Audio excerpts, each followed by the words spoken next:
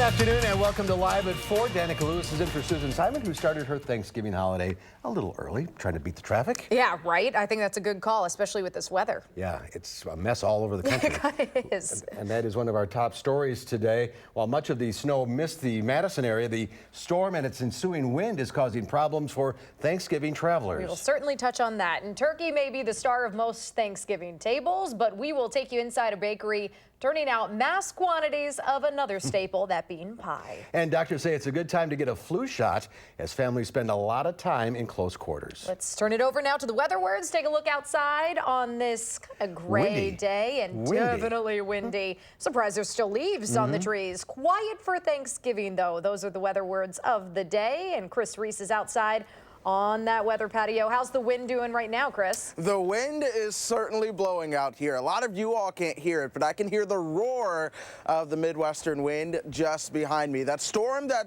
has been impacting the upper Midwest pretty much all day long, that's starting to move away from us. In the meantime, the wind and the cloud cover is certainly what we are left with. 33 right now, those winds sustained out of the north and west at 22 miles per hour. Now, folks, these are some of the peak wind gusts that we did see today. Some of those were upwards of 40, 45 miles per hour along the lakeshore. 52 was the peak wind gust in Milwaukee, Kenosha at 56. Janesville, 257. That is certainly an error there. That's not necessarily true, but boy, was it windy there as well. We do still have a wind advisory that's in effect for about the next 2 hours, so that's going to go until 6 o'clock. A high wind warning just south of the state line. And then once we get past the wind, we will be a little bit quiet for Thanksgiving, and then we focus our attention on the next alert day. That's going to be Sunday, where we could see the wind and this time a chance for some snow here in Wisconsin as well. Now, we are watching traffic. Of course, we've been watching that all day. This is the Beltline at Park Street right now, and oddly enough, traffic is rather light just because it's been the pre-day before holidays, so we're not going to be dealing with that big rush hour traffic that we normally see. Still, however, there are some slowdowns showing up on the Beltline, especially in the eastbound direction. We're going to be keeping tabs on traffic as we go throughout the show. Man, the Janesville Bureau is going to be blown away with that kind of wind there, Chris. Seriously, that's tornado-like wind right there. Yeah. But thankfully, it wasn't that windy, but surely it has been breezy out here for sure. Oh, even technology. Imagine that makes a mistake every once in a while. Thank you, Chris. My pleasure. And the weather is impacting one of the busiest travel days of the year today. Certainly true. From snow to the north to the heavy wind here and to our south, there is plenty to keep in mind if you are hitting the road. Madeline O'Neill is live off the Beltline with the latest conditions. Maddie? Weather-wise, things look pretty clear out here. Just some of that usual Beltline traffic picking up. But what you might not be able to see, and you've mentioned a few times, is that wind. It's really gusty out here. We got a snowy Halloween. We're dealing with a really windy lead up to Thanksgiving. But whether you're driving through wind or snow, a lot of that driving advice stays the same. State Patrol is urging drivers to plan ahead. Make sure to check with 511 to check your route before you leave. Budget some extra time for increased traffic and make sure you have plenty of gas. Now, once out on the road, you want to slow down, keep a good distance, and eliminate distractions. And especially during high wind conditions, keep your hands firmly on the wheel and keep in mind semi-trailer trucks have a harder time driving through those gusts of wind. Just keep an eye on everybody. You know, a lot of these cars have got to give, all the trucks, they got to give them some space.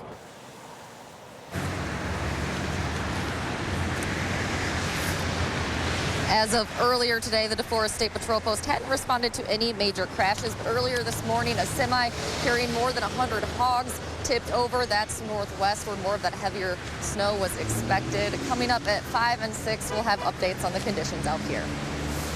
All right, Maddie O'Neill reporting live from very close to the Beltline there. Thank you, Maddie. Well, this storm has impacted millions of people across the country. Winter storm warnings are up from Montana to Michigan. In Kansas, hotels were booked up as travelers waited for the weather to clear. AAA says 49.3 million travelers are hitting the road, the most since 2005. A lot of us here stranded and can't get to our locations where we can be with our families for Thanksgiving. The TSA expects a record number of flyers, 2.7 million people today alone. That is the busiest flying day ever recorded. As always, you can get the latest weather and traffic updates by downloading our free weather app. Just do a search for WISC Weather in your app store. We are just several hours away from some people's favorite winter holiday. Everyone has their favorite part of the Thanksgiving meal, and if yours is pie, get ready because Jamie Perez is live at Hubbard Avenue Diner where they have quite an impressive display. Jamie? It is quite impressive, actually. There are literally hundreds of these pies lining the walls, and it goes all the way around this section. Any flavor that you could possibly imagine, they have it. In total, they've made about 20. So many Thanksgiving people on some of the flavors that non-stop for the past couple of days, and the guy in charge of it all says it makes him happy to know his pies get to be a part of so many family traditions. You know, with the 2,800 pies we're serving for Thanksgiving, they're going to how many different families all over southern Wisconsin, so you don't know how many traditional Thanksgiving dinners you're being a part of, or non-traditional. You know, it's just happy to know that we're able to provide a sweet ending to a Thanksgiving meal. They are selling these pies till about 9 o'clock tonight. Any pies that they don't sell, they're going to donate to community Thanksgiving meals tomorrow. And right now, it's a bit of a quiet time, but earlier when I was here just a few hours ago, there was like a line out the door. Crazy amount of people here, and a lot of pies are actually already gone. There's still a lot of pies here, but it's kind of your last few hours to get some of these. And I mean, come on, it's like the most important part of the Thanksgiving meal, at least in my opinion. So they close at 9. You have a few more hours to get some of these really awesome, unique flavors. Yeah, they are great pies. She brought one back, too. Thanks, Jamie, for that. Thank you for that report. As we prepare to gather around the table with all of our relatives tomorrow, doctors want to remind all of us to protect one another from the flu. UW Health infectious diseases doctor Joseph McBride says getting the flu shot is still the best line of defense. While we won't know for sure what the circulating strains are until the peak of the flu season, Dr. McBride says scientists put a lot of time and effort into predicting what will be most common and most serious. Do we try to cover some of the more severe ones that might be less common or more rare? Or do we cover some of them that might be more likely for people to be exposed to? So there's a lot of public health and epidemiology behind determining which strains are included in the flu shot each year. And I think overall, they do a really good job making those decisions. As we're all in closer quarters this holiday, McBride says if you don't get vaccinated for yourself, do it for any young kids, older adults, and perhaps folks with chronic illnesses that you may come in contact with. They may be more seriously affected by the flu. President Trump is in Florida for the Thanksgiving holiday. Last night, he held a rally near Miami where he spent a lot of time focused on the impeachment inquiry. President Trump insisted there was no quid pro quo connecting military aid for Ukraine with an investigation of former Vice President Joe Biden and his son Hunter. But Mark Sandy, a career official with the Office of Management and Budget, says he told the White House that suspending the aid might have violated federal law. And he testified that 2 White House officials resigned in part because of concerns about the president's decision to withhold the money. I have never had a direct link between investigations and security assistance. Okay, what that means, you know what it means? It means we did zero, we did nothing wrong. This investigation is most importantly about $391 million in taxpayer dollars that was leveraged to ask the Ukrainians to investigate the president's political opponent. According to the New York Times, the president released the Ukraine aid only after he knew the issue was the subject of a whistleblower complaint. New polls show support for impeachment at 50%. 43% are against, the same number as what we saw in October. Environmental officials in Texas are monitoring air quality tonight after a massive explosion at a chemical plant. Flames and billowing clouds of toxic black smoke filled the skies over that plant in Port Neches, Texas. That's about 80 miles east of Houston. The plant, which is run by the TPC Group, makes chemical and petroleum-based products. The first of 2 explosions happened in the middle of the night. At least 3 workers have been hurt. People living around there were ordered to evacuate the area, and homes close by were damaged. Officials say the blast was felt up to 30 miles away. I was awakened this morning when the front and back doors of my house were blown in, damaging them pretty significantly, and TPC is stepping up to create a hotline, which I know that they're going to be making available to the media, and we appreciate them being proactive. Investigators continue to look into the cause of that explosion. 5 people are dead, another 3 in the hospital after a high-rise fire in Minneapolis. Crews battled the flames that broke out early this morning on the building's 14th floor. The building houses many seniors and residents with disabilities. Firefighters say the heavy snow made it difficult for them to address the fire. The weather conditions, all I could see, it looked like a typical fire alarm. But with the heavy snow and stuff, there was fire showing out of the 14th floor that they didn't even initially see. Most of the units in the 14th floor have been deemed uninhabitable. The firefighters are still investigating what caused that fire. Very scary there. It is. Yeah. Still to come at 4, we will meet this month's top-notch teacher. It's a teacher at Madison East High School who uses music to give each student a voice, even when the words aren't there. That's when Live at 4. You're watching News 3 Now, live at 4.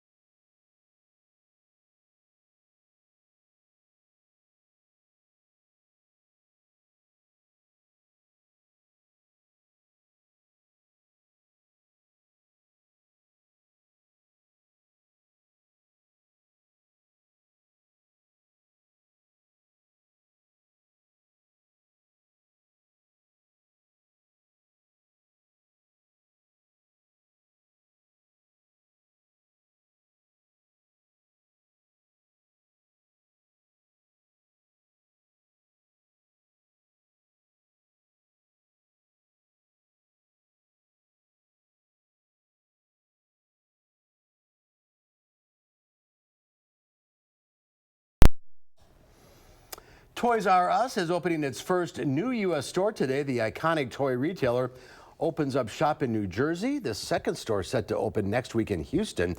The company is working to make a comeback after filing for bankruptcy in 2017 and closing its stores last year. As millions of people start to search for Black Friday bargains online, a number of scams are targeting their shopping dollars. One thing we're seeing more and more of, fraudulent websites that look exactly like the real sites for stores like Apple or Amazon or Walmart. Maureen Lammy says she went shopping for new running shoes, and this site offered discounts. She ordered a pair for the bargain price of $80 until she checked her bank account, where she says she found 2 debit card withdrawals, one for the advertised price of the sneakers and then another random charge. Both came from China. 2 days later, the scammers made 2 more withdrawals, totaling around $350. Experts warn this is likely to happen a lot this holiday season. So what are their new pitches this time around? It's great sales, rock bottom prices, and then, getting people to go to a site that looks just like what you think is the actual site. Cybersecurity experts say scammers want your personal information, like debit card numbers, so they can access your bank account. They suggest using secure payment systems like Apple Pay, Venmo, or PayPal for purchases instead.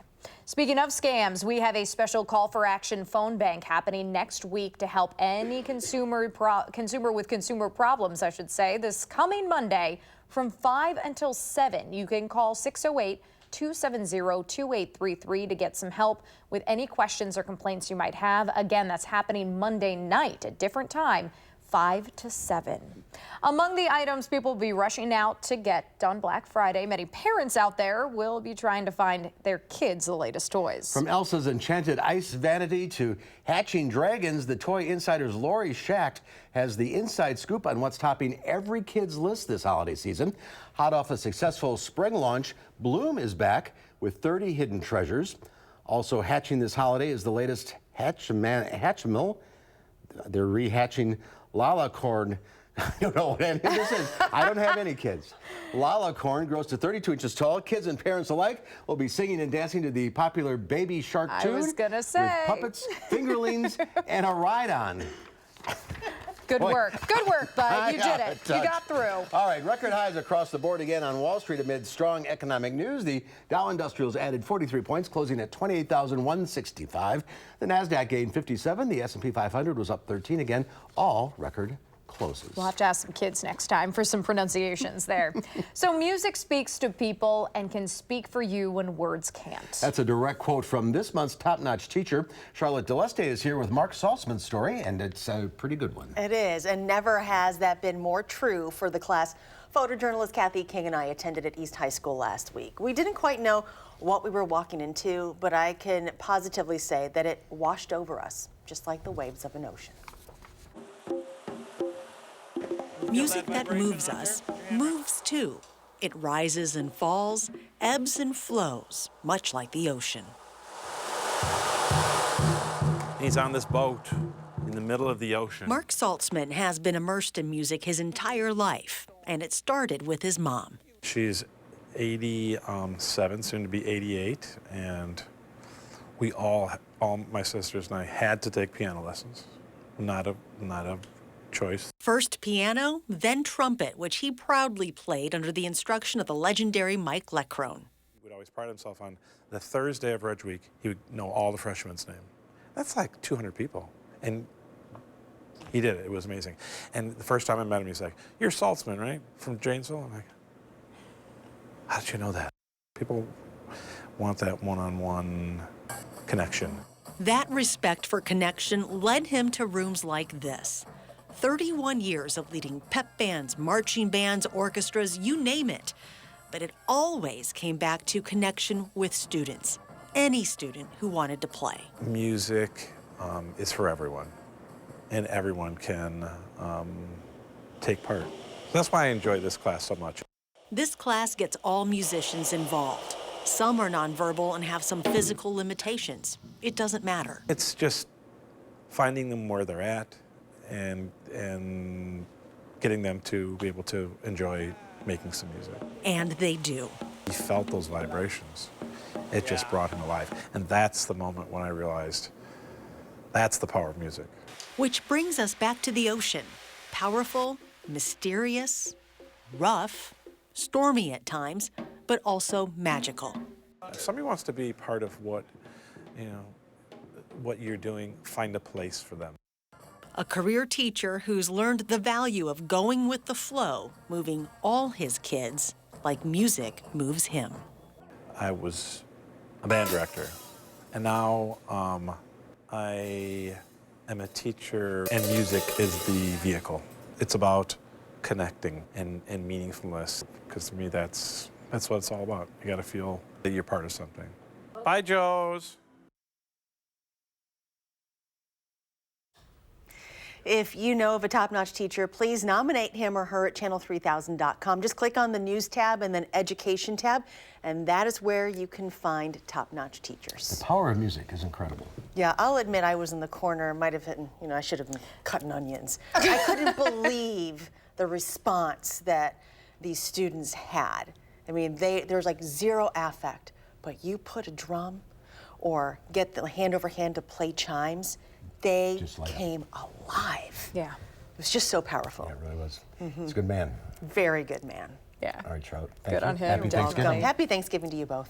Stay with us. We're continuing to follow the forecast as more people head out the door for Thanksgiving festivities. Then at 5, the latest on a man arrested after harassing several women at a Janesville Walmart. What police are saying tonight.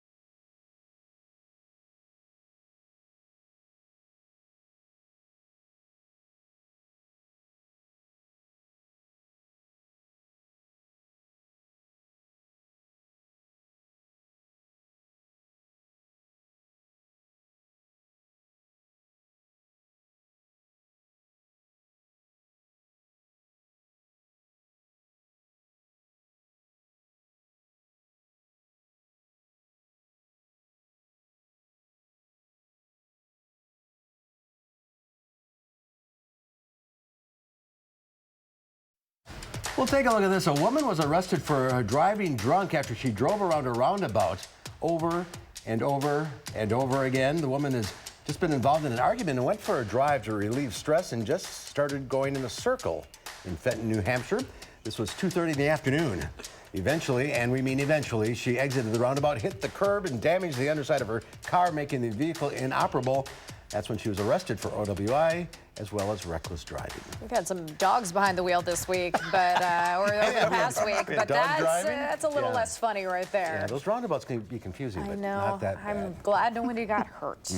Thanksgiving came a little early for one Chicago area family. Ring-tailed lemurs at Illinois' Brookfield Zoo celebrated Thanksgiving one day early, enjoying a feast of turkey fashioned out of nutritious primate biscuit, pumpkin, and sweet potato pie, along with gelatin topped with dried cranberries. I love lemurs. Yeah. Now the lemurs, named Skinner, Sam Bass, Butch, and Moses, have enjoyed Thanksgiving meals for the last 6 years. That looks like my house. Does it? Thanksgiving time. There you go. I think they're getting a little gypped, though. They don't get real pumpkin pie. I mean, what's up with that? Yeah, I don't know if the lemurs eat pumpkin pie. Well, they probably would if they were offered it. I've got to get ready to make some of that myself. I know. I'm a little behind, too. A busy cooking night ahead. Thankfully, I do think the weather's going to calm down tonight and for Thanksgiving, but there's another storm system that we're tracking. That forecast is coming up next.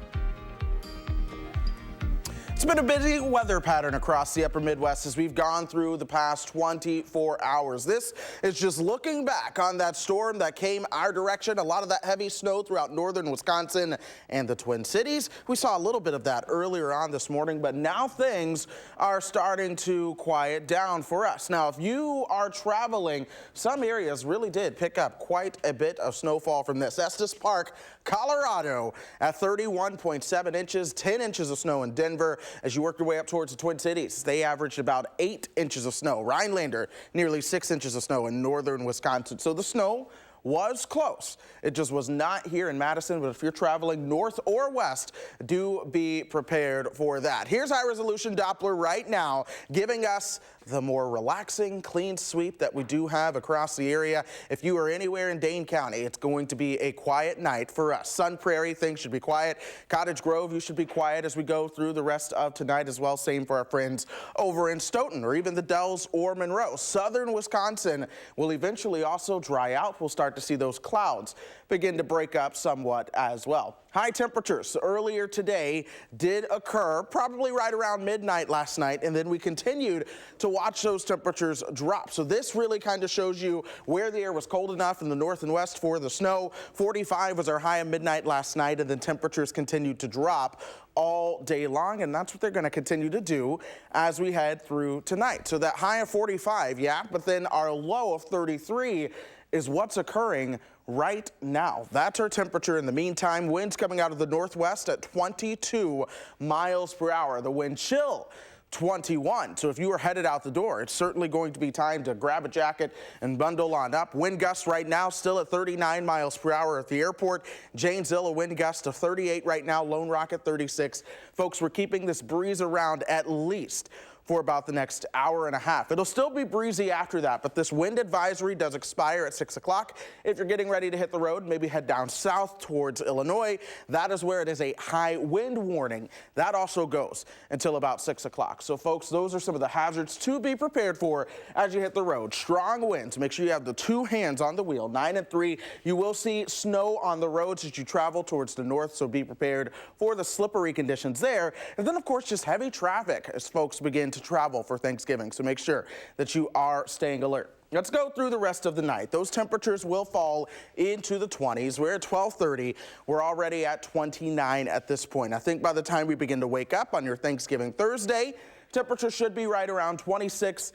We gradually start to see more clouds increase as we move into the afternoon and evening. 3:30 Thanksgiving afternoon, we'll see those temperatures right around 35 for us here in Wisconsin. Here comes that cloud cover. And now we're at 1:30 in the afternoon on Friday, and pay attention to what's starting to happen in the west. You start to see that next storm system gradually moving into the area. Here's where that storm system is right now. It's actually just now coming ashore on the western coast. This area of low pressure is eventually going to work its way over the Rockies and then once again turn northward as we go towards the high plains. So we get you into Friday evening. This is when we'll start to see a lot of that rain overspreading the area. We move into Saturday. I think we're still going to see more rain as a warm front slowly starts to lift towards the north. Notice the snow is on the northern side of that area of low pressure, but as it tracks right over us, the colder air comes in on the backside of that, especially towards Sunday evening.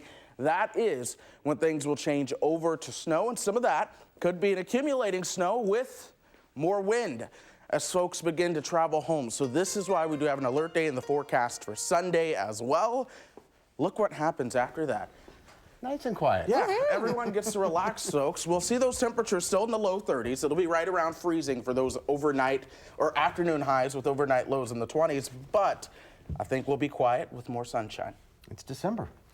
It is December. It will be Wow, December. I know. I was like, next week. Wait, what? Did I miss something? Oh, right. Yeah. So Sunday, another problem. Sunday is potentially another problem. We're going to watch that one because if that storm track is to shift a little bit further towards the south, well, we end up with more snow again. But if it shifts towards the north, well, we end up with less of a problem. But still, we're going to see the wind either way. Keep an eye on it. Well, thank you, Chris. Thanks, Chris. All right, Thanksgiving is a holiday filled with traditions, right? One of our traditions here on Live at 4 is discovering what goes through the minds of kids ahead of that big feast. We stopped by Miller & Sons grocery store in Verona on this very busy day as shoppers picked up supplies for tomorrow's dinner, and that probably includes a turkey.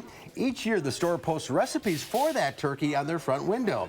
Recipes supplied by some very young, aspiring chefs. And here's a sample of what we found. We start here with 8-year-old Grady. Find a turkey in the forest somewhere, he says. Take it home, take all the feathers and wings off, put the turkey in the oven for 3 or 2 hours at 30 degrees. Take it out.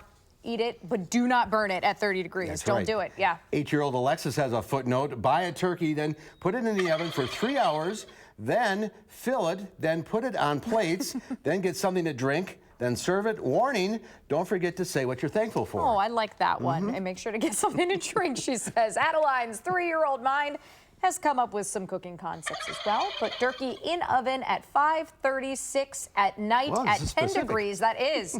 It roasts till 10:30, so we don't eat until 10:30 for all of you keeping track at home. Take the turkey out of the oven and put frosting on it. Use turkey pie flavor. Oh, yeah. And then put turkey in a can. Then take turkey out of the can and put a big pencil, slice it up, and eat it. We think she thinks of thermometer, that big pencil, Perhaps. but Natalie, she's specific. that is very specific, but you're eating Spanish time there. My goodness. 6-year-old Jack has very specific directions on how to prepare the turkey. He says, buy or kill a turkey, get a pot, put water in the pot, chop the turkey into bits, put the bits into the pot, cook it for a few minutes, then take the turkey out of the pot, then let it cool down, then eat it. So we're eating turkey cubes Yep, in his turkey- house? Yep, turkey bits. I guess. All right, 7-year-old Quinn has some advice as well. Buy a turkey, put it in the oven, cook it for about 2 hours, temperature 100. Take it out, let it cool for about 20 minutes, and then dig in. Warning, you must say what you're thankful for. It is, I have to. It is, I have to. Yeah, thank you, Miller's. Oh, okay, there we go. Thank you, Miller's. 7-year-old Avery's recipe is very basic. Cut off the head, put the turkey in a pot, boil some water, put the turkey in the pot, let it set, then take the turkey out, let it cool down, put some salt on it, and then you're done. You gotta salt it. You gotta salt Better it. than frosty. And finally, this 3-year-old Brody here. Okay, put it in a pan, then put it in the oven, then cook it, and the turkey turns into chicken. Just what I like. That's a my nice turkey dinner filled with chicken. That's my great nephew. Is it really? Yeah, Brody. Oh, It's already- good Yeah, job, already bud. chicken. You know, it's poultry. It's all That's poultry. a lot of fun. Yeah. All right, when we come back, one of the more popular Christmas songs is The Little Drummer Boy. But a professor at Northwestern University has had enough. He is laying down the Little Drummer Boy Challenge. We will find out how it works and how you can play along when Live at 4 continues.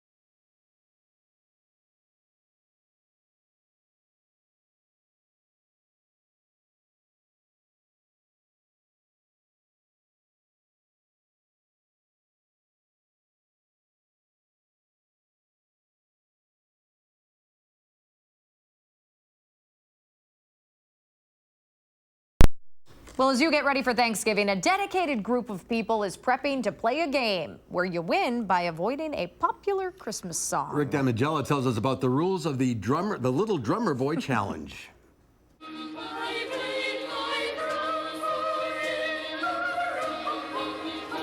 The holidays are approaching, and with them, the Parumpa-Pum-Pum of the Little Drummer Boy Challenge.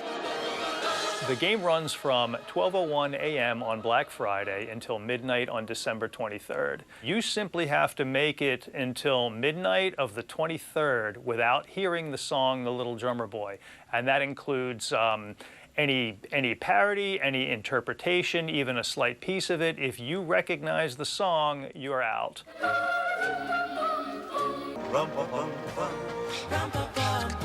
Which version of The Boy has proven most lethal to players? The Bing Crosby, David Bowie version, year in and year out, that's number 1 or number 2. They told me, It's mostly TV episodes and movies that take the most people out. But after that, it's Bing and Bowie. And then a newcomer within the past few years is Pentatonics. Those guys, especially because people seem to like that version, they take a lot of people out as well. So to honor him, Of the myriad of Christmas songs, why this one? It's played just enough to make it a challenge. And also, it's a song that's just kind of really weird. I mean, you're going to tell me that when there's a baby sleeping, they want a kid banging on a drum? That's the gift that we're going to give this child? Parumpa-Pum-Pumming in Hollywood, I'm Rick Damigella. That is funny. He's got a point, I guess. I never thought of it that way. There's another rule to the game. If someone tries to get you out on purpose by playing the song, they're immediately out and you're not. For more information on how to join in the fun, go to the littledrummerboychallenge.com. I think I'm going to join. Are you? Just to see what happens. Good luck. When we come back, forget the canned stuff. We're going to show you how to make your own Thanksgiving gravy. That's right. Chef Dave Hyde from Liliana's Restaurant will show us how and tell us about a unique fundraiser coming up this weekend when Live at 4 continues.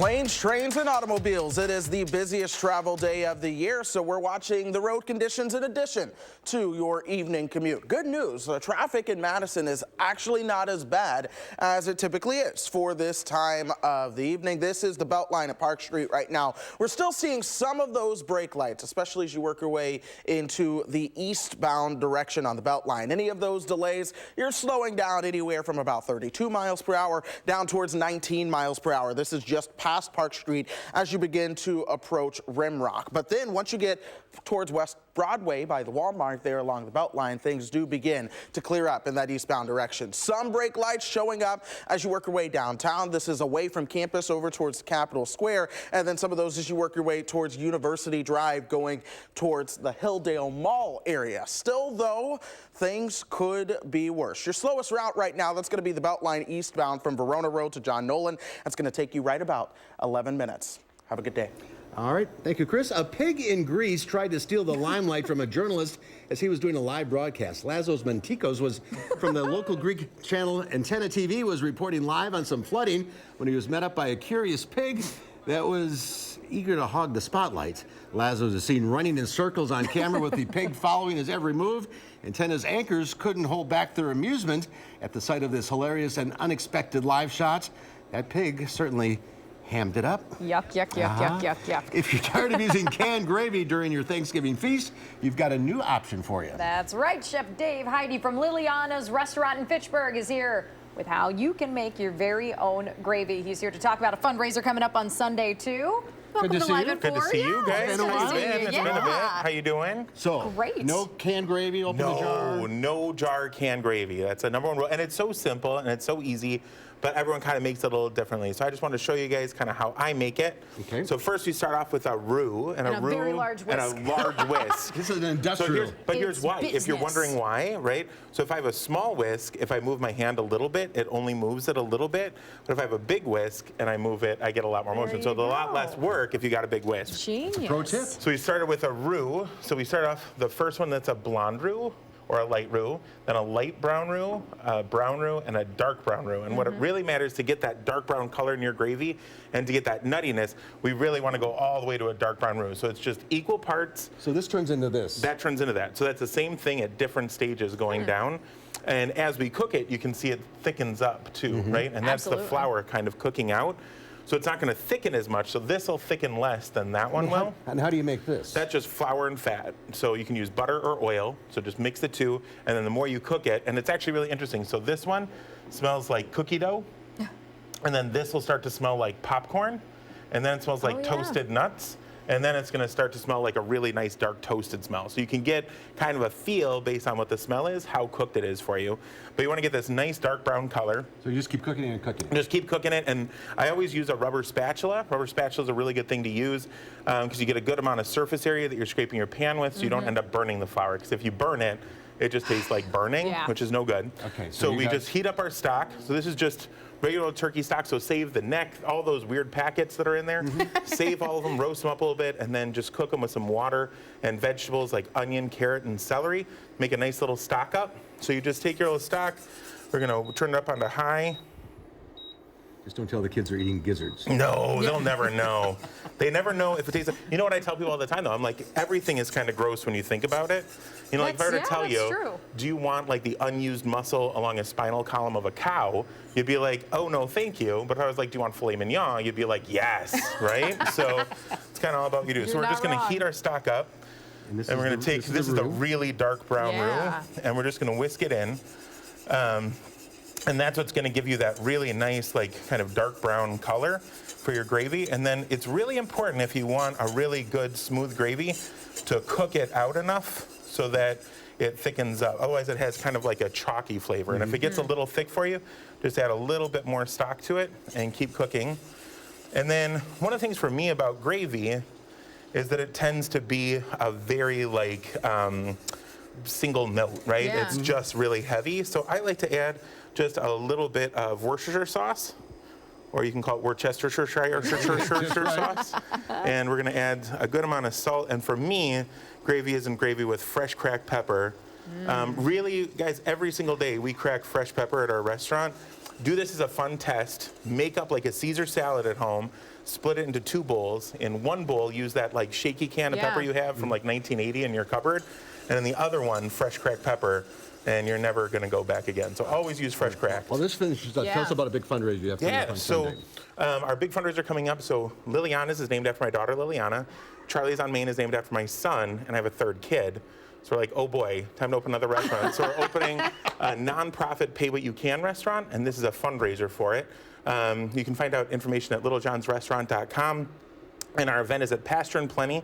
We're doing a takeover, and from 1 to 9, we have 4 different groups. And we actually also have a discount for all the people watching today. If you put in Channel 3 in our coupon part on Eventbrite, you can get $15 off per class, or you can get $65 off of all 4 events. So we're doing 3 different cooking classes with 3 amazing chefs. We've got Dan Bonanno from Pig in a Fur Coat, Jed Spink from Red Sushi, and we got Lauren Montalbano from Surya. Oh, there's some great names. Yeah, great no kidding. And Dave Heidi from Liliana's. Well, yeah. There you go. This looks great. So there we go. We've got our beautiful finished gravy, you guys. Sunday. Sunday. Be there. Pasture and Plenty on Old University Avenue. You got it. All right, Dave. Thank you so much. Thank you so much, you guys. Have a good one. Thanks for making us super hungry if we weren't already. Of course. Have a good one. Well, the final check your forecast coming up.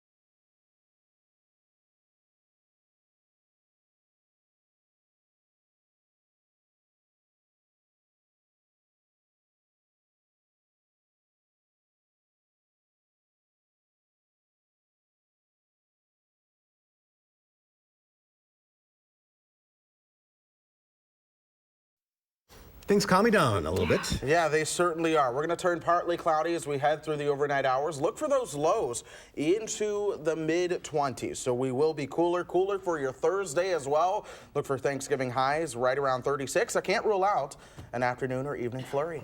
All right, and keep an eye on Sunday. Yes, we are watching Sunday very Chris, closely. Thank you. Well, we are off the next couple of days here on Live at 4. So Monday on Live at 4, Dr. Zorba Pastor joins us. He's taking your medical questions live. And Will Loper will let us know what he thinks of the new star-studded thriller, Knives Out.